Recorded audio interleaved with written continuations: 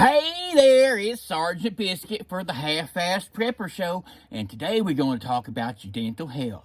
Now, everybody knows when the shit hits the fan, ain't gonna be no dentist to go to, and a toothache hurts like hell. So today, I'm making myself some toothache plant tincture.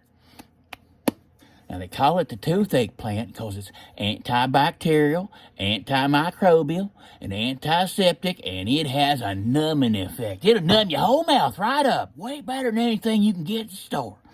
Now, the first thing you got to do to make your tincture is to get yourself some toothache flowers. Now, I get mine from Wild Art Farm. They're on Etsy. It's wildartfarm.etsy.com. Now, the real name is Spilanthes, but nobody can pronounce it or spell it or nothing. Just call it the toothache plant. Now, once you get your flowers, you put them in your jar. You want to fill your jar all the way up to the top with your flowers. Then you're going to fill your jar all the way up to the top again with your vodka. And then you're going to put that lid on there, give it a good shake, and stick it in a dark place for 6 weeks or so, and shake it every now and then, get it all good and mixed up.